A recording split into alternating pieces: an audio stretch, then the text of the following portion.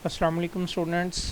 Biology का हमारा lecture number 10 है। हम लेवल ऑफ ऑर्गेनाइजेशन को स्टडी कर रहे थे, जिसमें हमने ऑर्गन सिस्टम लेवल तक पढ़ लिया था। हम उसे रिकॉल कर लेते हैं कि सबसे पहले हमने एटॉमिक लेवल की बात की थी। उससे फिर हमने कहा था कि जब एटम मिलते हैं तो हमारे पास मॉलिक्यूल्स बनते हैं। जब मॉलिक्यूल्स असेंबल होते हैं तो हमारे पास ऑर्गेनेलीज बनते हैं। जब ऑर्गेनेलीज आपस में असेंबल होते हैं तो हमारे पास सेल्स बनते हैं। सेल्स जब असेंबल होकर एक ही फंक्शन कर रहे हो तो हमारे पास टिश्यू लेवल आ जाता है। और जब डिफरेंट टिश्यूज़ जो होते हैं वो रिलेटेड फंक्शन कर रहे हो तो हमारे पास ऑर्गन आ जाते हैं। और जब मुख्तलिफ ऑर्गन जो हैं वो एक ही सिस्टम के अंडर काम कर रहे हो तो उसे हम ऑर्गन सिस्टम लेवल कह देते हैं।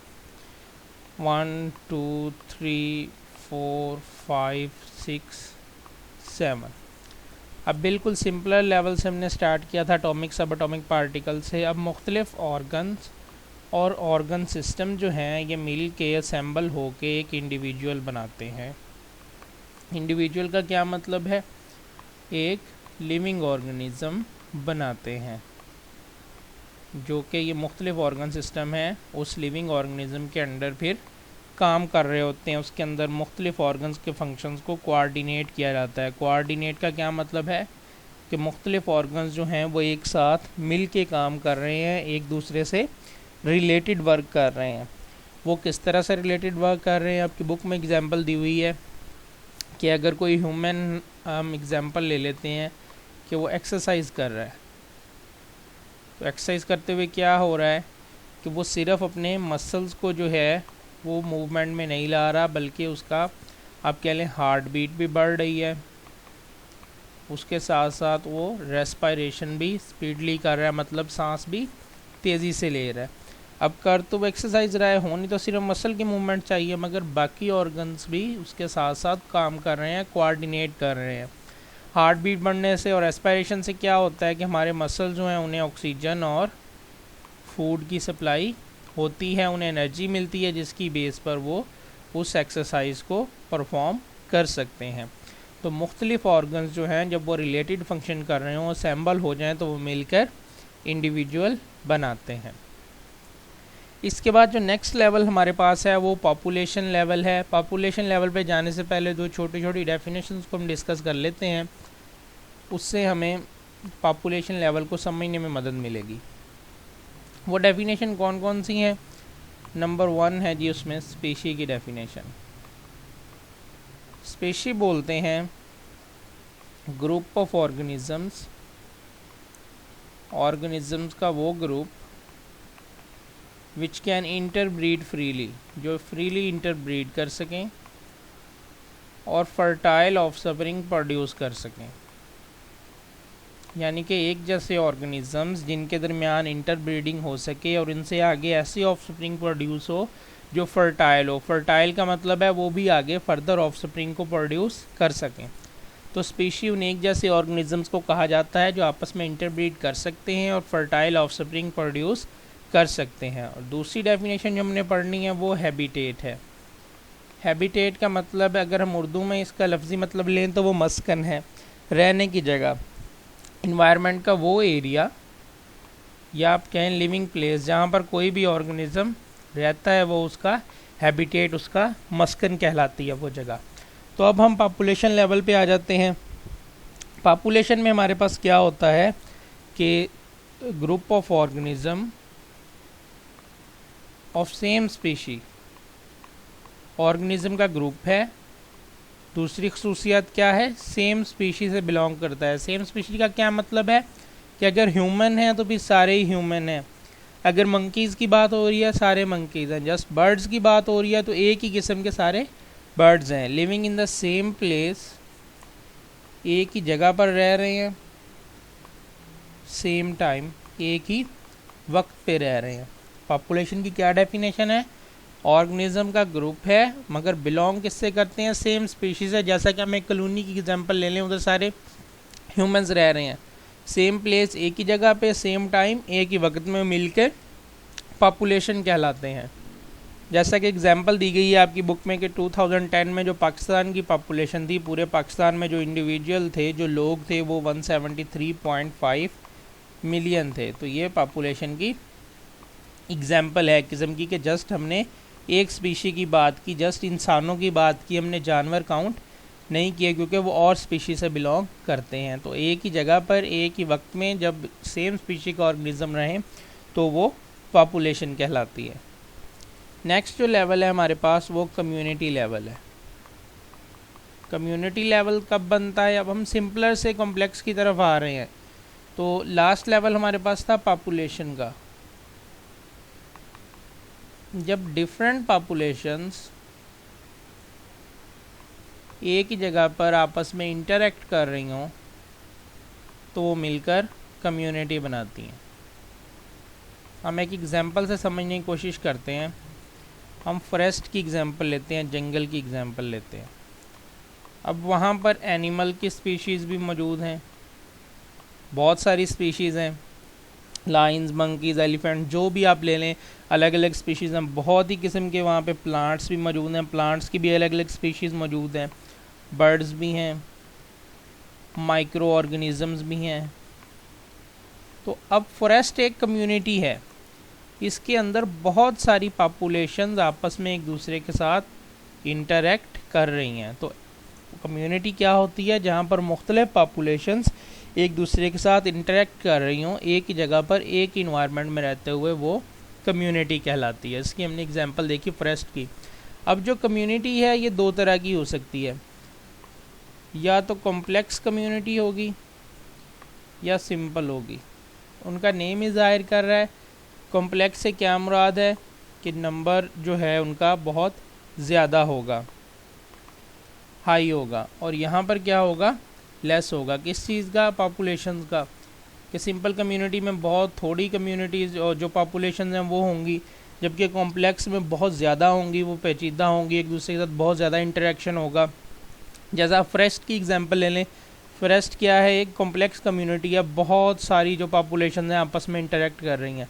जबकि सिंपल कम्युनिटी की अगर हमने बात करनी है तो आपकी बुक में एग्जांपल दी हुई है फॉलन लॉग की, कि अगर कोई दरख्त गिरा हुआ है तो उसका जो तना है उसके ऊपर बहुत सारी श्रब्स भी मौजूद होती हैं, उसके अलावा इंसेक्ट्स भी होते हैं। तो अगर इसका हम कंपेयर करें एक फॉरेस्ट के मुकाबले में, तो जो लॉग है, एक फॉलन लॉग है, एक दरख्त गिरा हुआ है, वो एक बिल्कुल सिंपल सी कम्युनिटी है।